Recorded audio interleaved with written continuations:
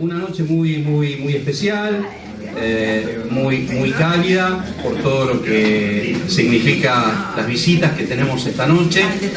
Yo hoy voy a tratar de ser lo más breve posible de lo que siempre nunca soy aquí en el comienzo del ciclo,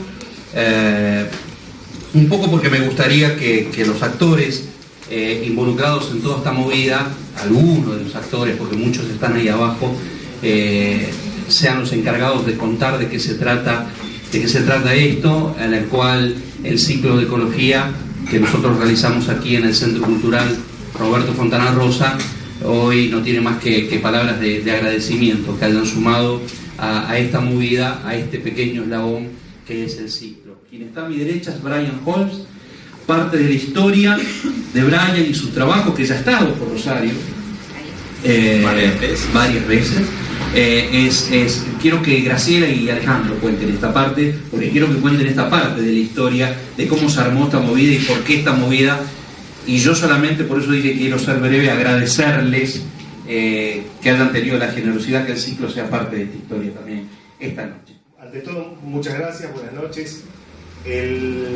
Es un placer para mí estar acá porque con Sergio somos amigos hace muchos años, igual que con muchos de los que veo hoy aquí.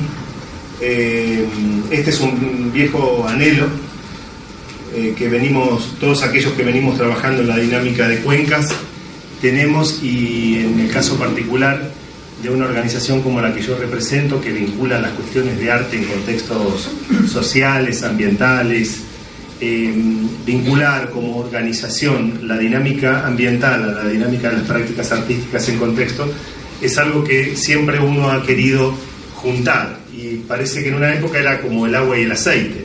O sea, cuando empezábamos a hablar de esto, nosotros nos conocemos, bueno, con el taller ecologista nos conocemos desde el año 93, y bueno, Sergio tuvo un paso de muchos años allí en el taller, y con tantos otros amigos nos conocemos desde mucho tiempo, y la vinculación entre práctica artística y práctica ecológica en contextos sociales, como hacen todas estas organizaciones, es algo que lleva para nosotros muchos años de anhelo. No era tan fácil en un momento conversar sobre estas cosas, tal vez ahora las prácticas de este tipo se han multiplicado, y entonces ahora podemos juntar con más claridad estas dos partes de una misma historia, particularmente en el área de la cuenca, y tener la suerte de poder coincidir con amigos de Argentina, con amigos de América Latina, con amigos de los Estados Unidos, con amigos de Europa, para poder hacer un recorrido que tiene que ver con la cuenca como un laboratorio de gobernanza en el contexto de la Cuenca del Plata, como uno de los sitios más interesantes donde se dan dinámicas políticas tan interesantes, geopolíticas e imaginarios políticos tan interesantes, que se vinculan con otras cuencas, que son generadoras de una energía que se va moviendo constantemente por este gran río Paraná, hacia la cuenca del río de las Perlas en China, o hacia la cuenca de los ríos Rin en Alemania, o hacia las cuencas del río Mississippi en los Estados Unidos.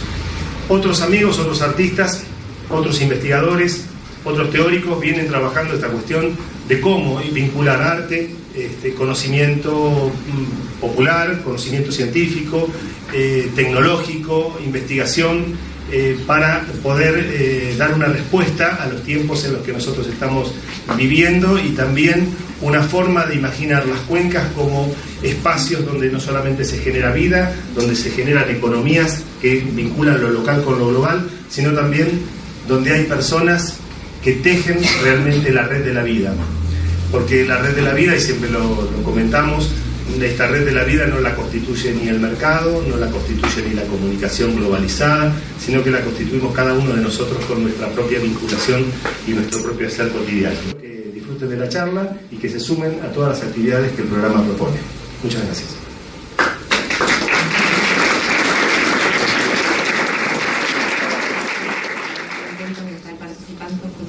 Amigos, de volver a vernos las caras en un proyecto nuevo, y sobre todo tenerlo a Brian nuevamente con nosotros, que siempre ha sido como su forma de pensar, de trabajar, ha sido iluminadora para nosotros. y además nos aprendimos con él esta cuestión de pensar con los pies. Qué bien, qué bien. Pues yo encuentro la gente de la Argentina tan simpática y acogedora que en mis 3 viajes anteriores estoy muy contento de volver a Rosario.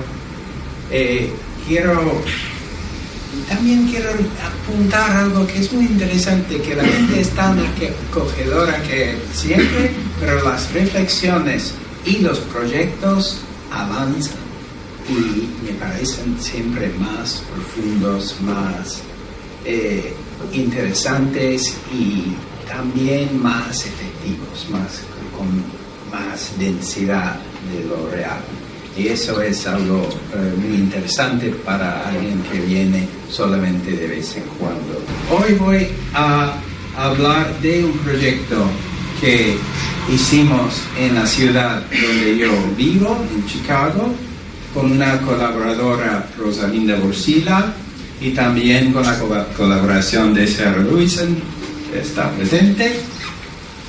Este proyecto tiene mucho que ver, creo yo, a la vez con el proyecto de los recorridos y también con el proyecto actual con la plástica. Y espero que al fin podamos hablar justamente, no solamente del trabajo que ustedes van a ver, pero también de esta familia de proyectos que se desarrollan de cierta forma juntos, porque participan del mismo momento histórico y de un fondo de intenciones y de deseos realmente compartidos. Pues esto tal vez será la materia de nuestra discusión. Antes de hablar, me gustaría pasar una secuencia de imágenes y por eso se puede tal vez bajar las luces. Pues les voy a contar una historia de la época del antropoceno, es decir, de la época en que los seres humanos son la fuerza que modela la tierra y que cambia la clima. Es una pequeña parte de esta historia que voy a contar, la historia de un corredor de transportes, un canal, otro canal, líneas de ferrocarril, autopistas, contenedores, aeropuertos, ciencia logística y todo esto. Un corredor que tiene sus orígenes en la ciudad de Chicago y que va por el suroeste de esta ciudad, que se encuentra en la mitad de Estados Unidos, en el medio oeste, como se dice, y que es una ciudad que tiene muchos paralelos con Rosario, porque es una ciudad en una región ranchera del país, con todo lo que esto comporta, y los rosarinos conocen muy bien eso. Quisimos hacer una investigación de la historia y de la actualidad de este corredor.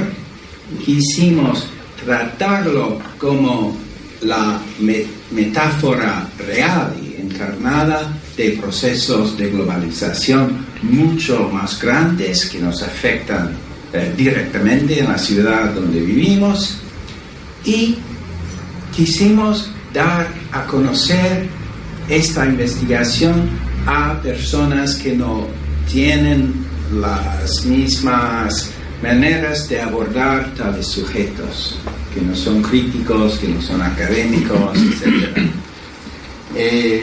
Haciendo la investigación, que surgió con un fondo de trabajo bastante largo, pero que surgió como proyecto solamente hace menos de un año, la primera cosa, en realidad, que fue realmente algo que ha dado el inicio del proyecto, fue la voz de este historiador local que hablaba de las dos personas que han venido por primera vez, los dos europeos, que fueron los primeros europeos a venir a Chicago, a descubrir Chicago, entre comillas, y a pensar en la posibilidad de hacer un canal que podía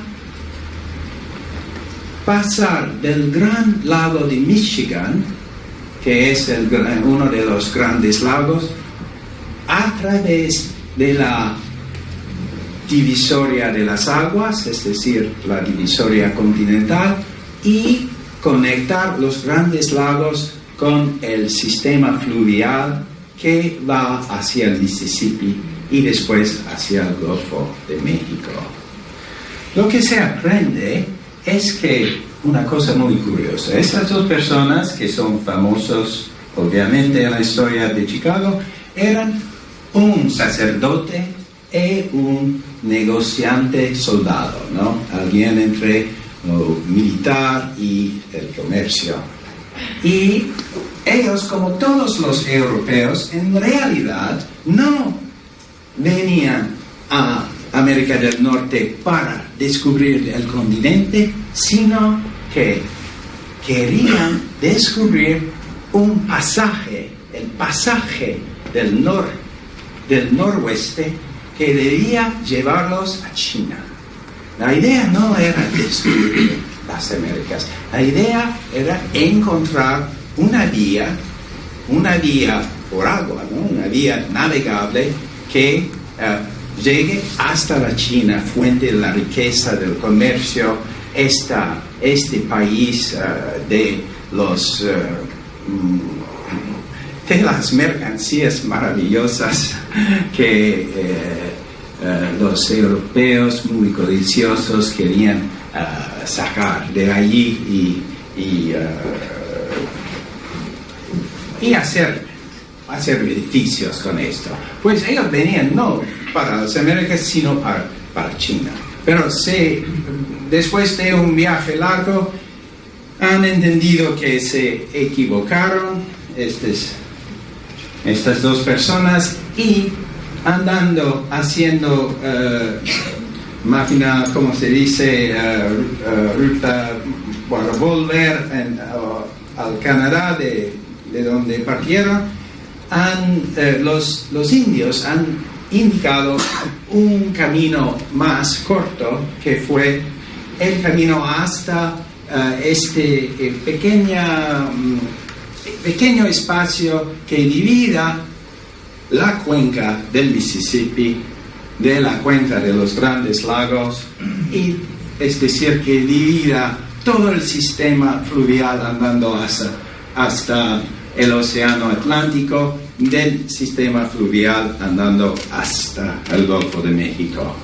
Y han dicho, podríamos cavar aquí un canal y con esto hacer el viaje por vía navegable desde el Atlántico al menos hasta el Golfo de México. Y esto fue el origen de la ciudad de Chicago y también de este corredor de transportes que nosotros llamamos el corredor del sudoeste. Aquí se ve en el mapa el lugar. Esto es el sitio de Chicago. Aquí es la línea divisora de las aguas, y haciendo aquí un canal se podía ir hasta el Mississippi. Esto es el Mississippi. Y eso ocasionó algo fundamental en la historia de Chicago, es decir, esta zona que fue una zona de exclusión de los pueblos originarios, exclusión del sistema fluvial para que los comerciantes podían atravesar esto en seguridad. Y esta zona pues fue tomado por Estados Unidos al tiempo de la colonización, y fue allí donde pues se construyó el canal, pero se construyó antes de hacer el canal, se construyó la noción misma de propiedad privada. Pues nosotros, estudiando los orígenes de nuestra ciudad, estudiando los orígenes de este corredor de transportes que es tan relevante para la globalización, lo que hemos descubierto fue el origen de la propiedad privada sobre el trasfondo de la exclusión y del genocidio de los pueblos originarios. Fue algo mucho más grande de lo que nosotros no teníamos realmente idea de esta historia y no teníamos ojos para ver todas estas cosas y para interpretar el paisaje como la memoria de estas cosas. Pues esto va en el sentido de tu trabajo, Eduardo, que bastante fuertemente, ¿no? Pues fue algo muy interesante, muy rico para nosotros esta posibilidad de entrar en la historia profunda de la ciudad de Chicago, que claro es también la historia de lo que llamamos hoy en día la globalización. Después del primer canal se ha hecho otro canal, no solamente para los buques, pero también para las cuestiones sanitarias de una ciudad tan grande como Chicago, y entramos aquí plenamente en la historia ecológica de la ciudad y de la región. Esta historia ecológica es realmente bastante impresionante, porque para drenar no solamente las aguas cloacales de Chicago, pero también más tarde toda la contaminación industrial de este lugar del modernismo industrial, se tenía que inversar el flujo de los ríos.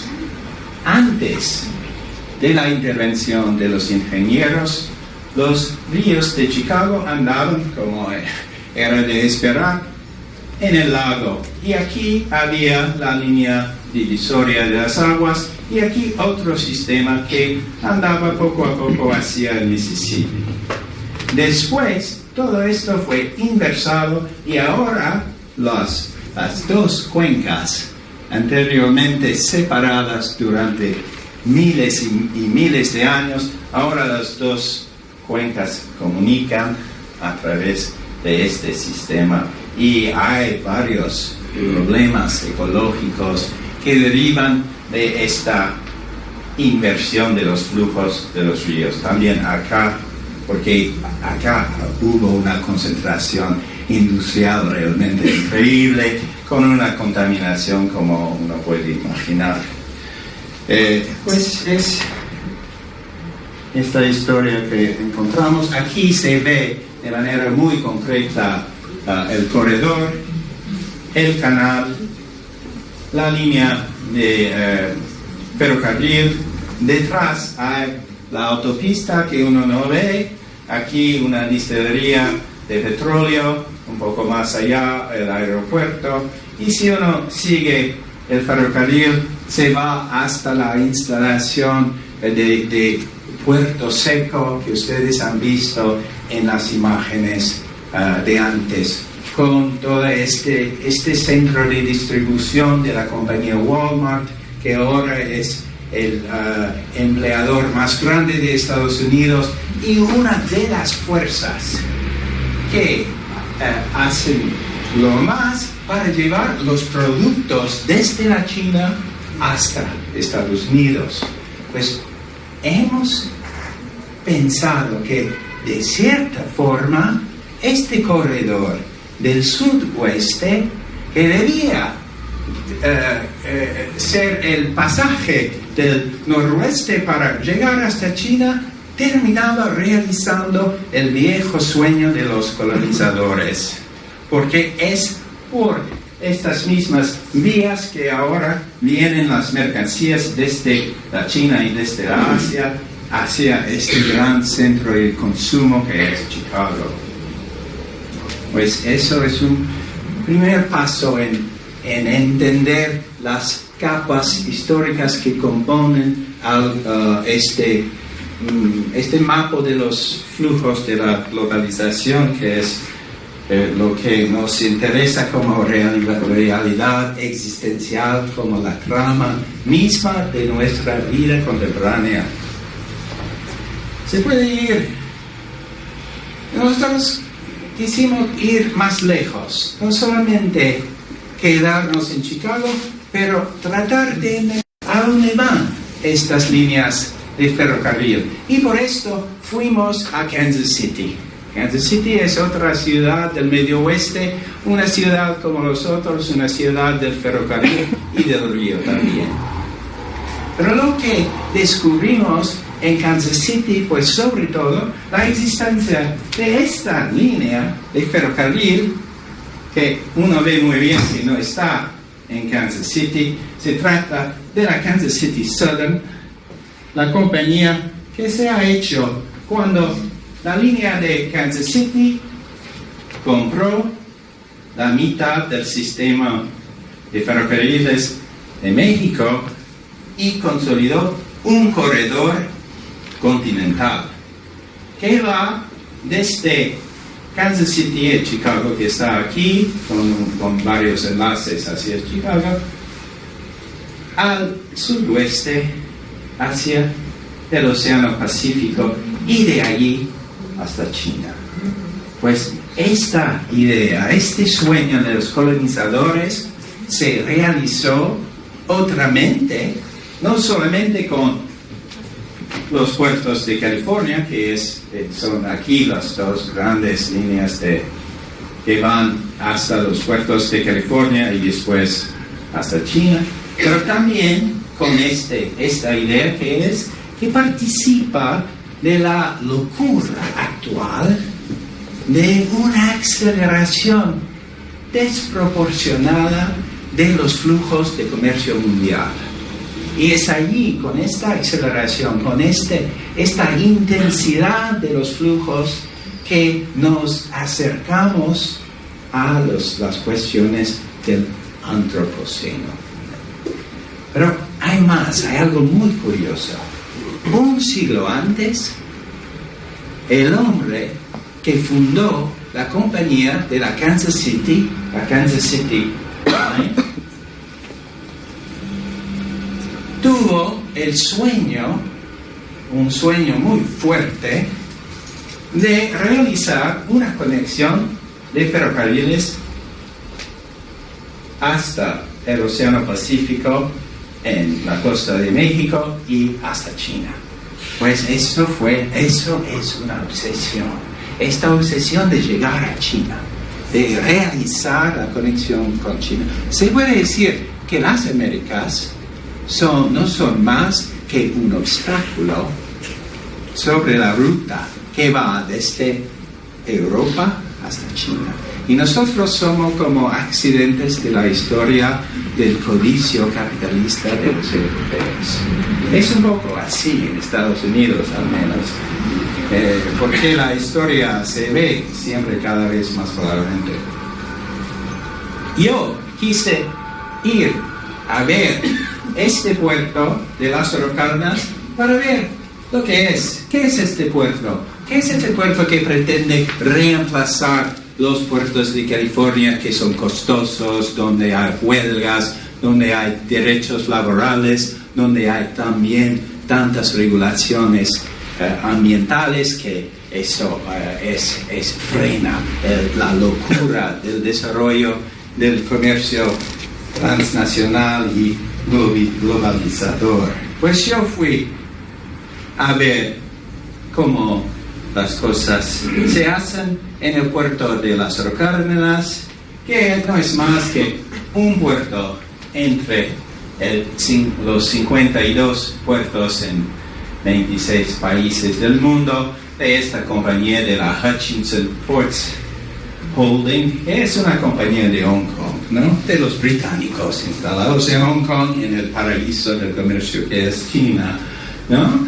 Y ustedes conocen los puertos de Rosario, Aquí se trata más bien de contenedores, como hemos visto en la Isla Paulina, en el estuario del Río de la Plata, y se ve las mismas máquinas, pero una cosa más, un sueño, un proyecto más exagerado que es ir desde Hong Kong, Singapur, Busan, que es la Corea del Sur, y Tokio, hasta México, y después hasta Kansas City y hasta Chicago, con el flujo de las mercancías asiáticas. Descubrimos un puerto muy alegre, ¿no? Por toda esta actividad que se pretende hacer ahí, que se pretende hacer en este puerto.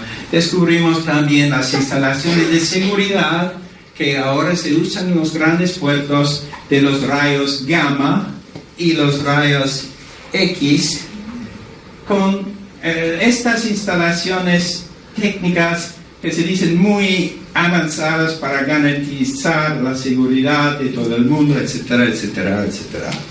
4 días antes de que yo iba a tomar el avión para ir a este puerto, había este artículo en el periódico que decía que las Fuerzas Armadas mexicanas acaban de tomar el puerto de Lázaro Cárdenas.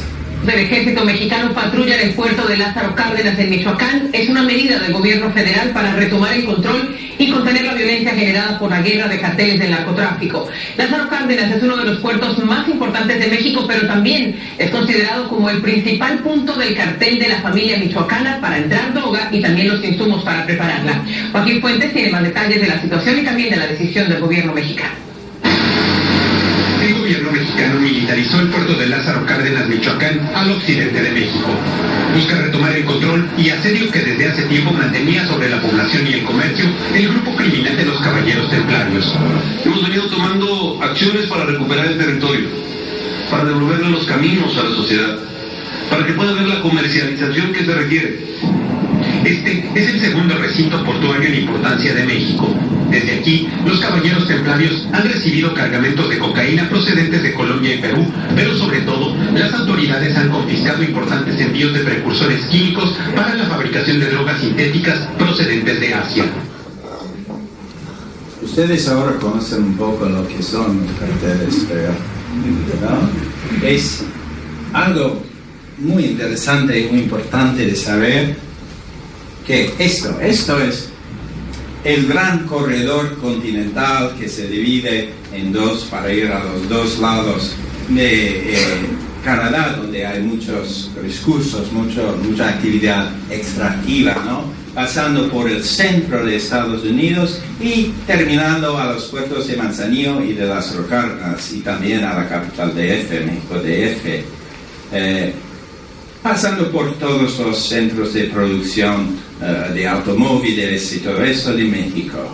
Este corredor continental con su que va también claramente a Chicago, hay que pensar que es un proyecto neoliberal, pero con todas las contradicciones de los proyectos neoliberales que pretenden asegurar flujos de mercancías sin fricción, flujos siempre más rápidos, más logísticamente avanzados y que pueden pasar sin que la gente incluso perciba la existencia de estos corredores. Eso es un lado, es casi la ideología del mundo globalizado, pero por el otro lado hay una fragmentación de la sociedad tal que el mismo corredor de las mercancías es también el corredor de la droga. Y de allí yo he sacado una conclusión que tal vez es bastante sencilla, pero tal vez también bastante importante, es que el neoliberalismo es lo mismo que el narcoliberalismo. Yo creo que son las dos caras de una misma moneda. Y pues, ¿qué pasa con todo eso en México? ¿Qué pasa con el puerto muy avanzado de Lázaro Cárdenas? Blanquean todo eso. No quieren hablar de toda esta situación, del hecho de que los carteles han tenido la mano tan potentemente sobre el puerto que el ejército ha debido entrar en el puerto y tratar de quitar los narcos del puerto. Blanquean todo y ponen incluso en la propia ciudad de Lázaro Cárdenas Walmart, ¿no? Que va destruyendo todos los pequeños comercios, los cines que había antes, las tiendas de ropa y todo comido por el mismo sistema de la logística que hace que el proletariado se encuentra en China, el consumidor se encuentra en América del Norte y en Europa, y la cadena entre los dos es la cadena de los transportes. Es algo que se puede representar por metonomía con el corredor del suroeste en Chicago. Pero ¿qué vamos a hacer nosotros frente a eso? Y concretamente nosotros, el grupo La Brújula a Chicago, que nos dedicamos a los corredores de cultura radical del Medio Oeste, que nos dedicamos a la deriva continental por el Medio Oeste. Nosotros nos preguntamos, pero ¿qué hacer con esta investigación? ¿Cómo ir adelante con esto? Y la respuesta que se iba dando poco a poco desde la colaboración entre muchas personas fue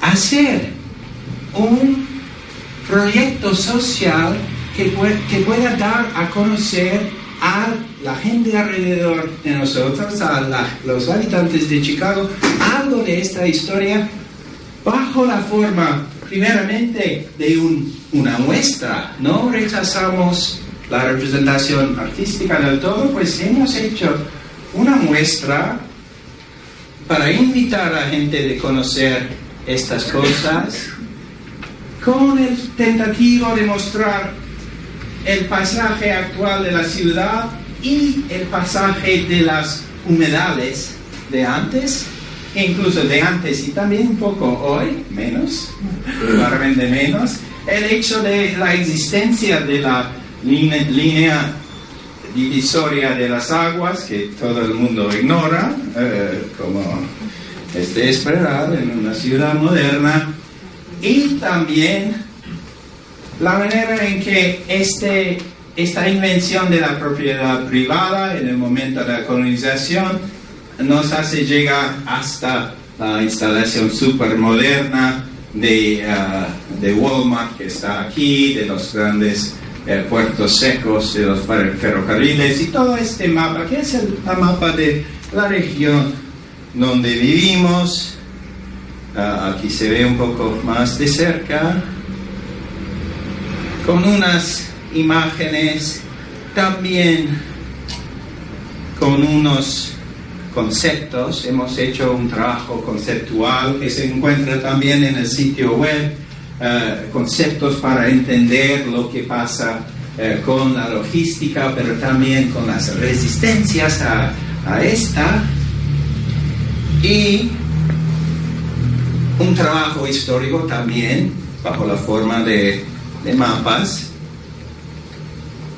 Pues esta sala donde invitamos al público finalmente a descubrir la cuenca del río Des Plaines, y sobre la base de este mapa hecho por Sarah Gleason, que está aquí con nosotros esta noche. Pues esto antes de saber nada de la plástica, de vuestro trabajo de desde décadas, hemos con una contribución muy importante de la parte de Sara, hemos llegado a la conclusión que el bioregionalismo se podía aplicar mediante este cambio muy extraño que hace que la megacuenca de los Grandes Lagos en realidad ahora no se divide de la cuenca del Mississippi, sino comunica, ¿no? Es una cosa muy del antropoceno, ¿no? Pues quisimos hacer recorridos, como hemos hecho con el Levante, con Graciela y Mauro, y por eso no solamente hicimos esto después de los recorridos, empezamos a cada vez con un mapa hecho a mano, en un folleto para distribuir a la gente, porque no conocemos necesariamente a la gente que va a acompañarnos, y con algunas cosas importantes como la línea divisoria de las aguas, y la idea que es, porque ahora es en pleno centro de Chicago, en un centro un poco abandonado, donde había antes el primer canal, donde hay actualmente el segundo canal, donde había antes el ferrocarril, y ya casi no hay. Y quisimos pensar no solamente en toda esta historia de la investigación científica, de la logística y de la globalización, pero también en las líneas divisorias que hay entre los ciudadanos de Chicago, y tratar de experimentar esto con el trasfondo histórico que para poder habitar esta historia a la vez que uno tenta de separarse de esta misma historia. Y por eso organizamos estos recorridos pasando por lugares como estas grandes instalaciones abandonados, andando así, descubriendo cosas bastante alegres y formas de vida realmente interesantes de gentes que van creando otras maneras de vivir, de sentirse, de exprimirse y finalmente de hacer frente a las condiciones de la ciudad contemporánea, y investigando de manera directa con los sentidos, también con la palabra, las condiciones de nuestra vida, que no son solamente los transportes, pero también los cárceles, etcétera, las líneas divisorias reales de la vida urbana de hoy, ¿no? Y organizamos muchos de estos recorridos, siempre cuando posible con un folleto para indicar algo de manera muy calurosa y cercana, y con una ruta pensada por... que me gustaría mostrar algo aquí, algo que es bastante increíble. Hablamos del antropoceno, ¿no? Hay que darse cuenta que toda esta costa, en una línea que va así, es la creación del hombre industrial. Estas son las instalaciones siderúrgicas que han creado nuevas tierras para expandirse adentro del lago con los residuos de la producción de acero.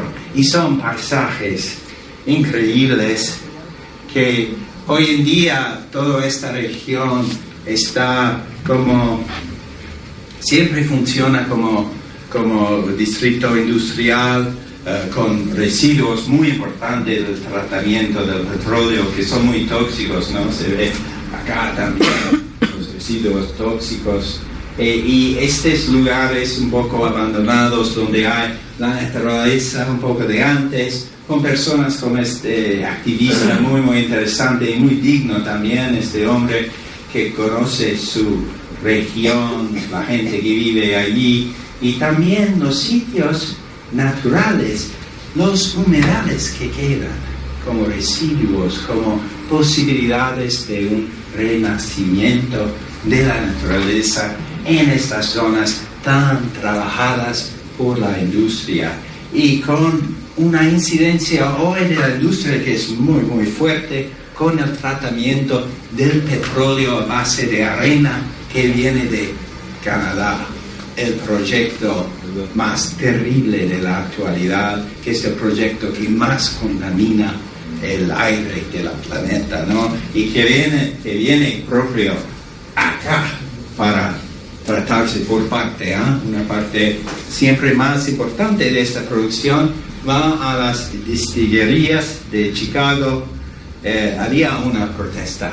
Claramente nosotros quisimos sumarnos a esta protesta porque fue el objetivo también de todo ese trabajo. Es un trabajo político, ¿no?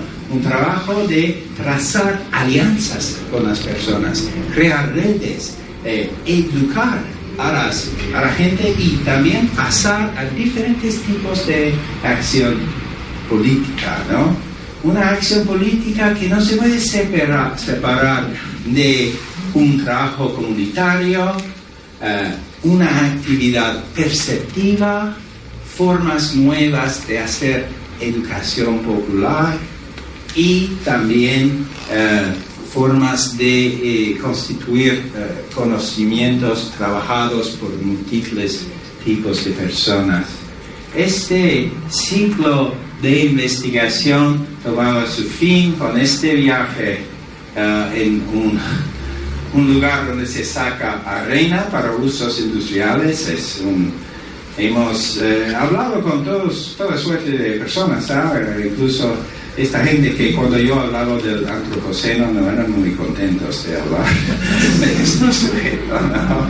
También un momento bastante increíble cuando estábamos aquí en el cauce del antiguo canal con esta representación del tipo de barco que había en el año 1848 cuando el canal se inauguró, y esta visión de la economía actual de la Walmart y de los flujos de comercio transnacionales, ¿no?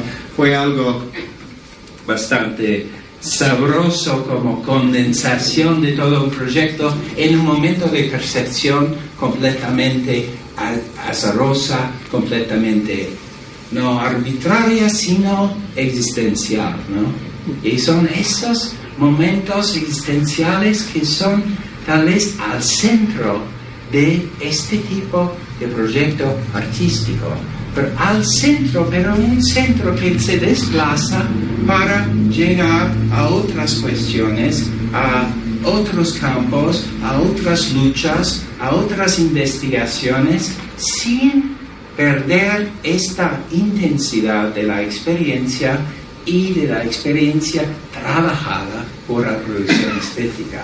Pues somos artistas investigadores, pero hay una manera de mezclar arte, territorio, organización y teoría que hace no que todas las cosas se confundan, sino que todos esos campos distintos se activan.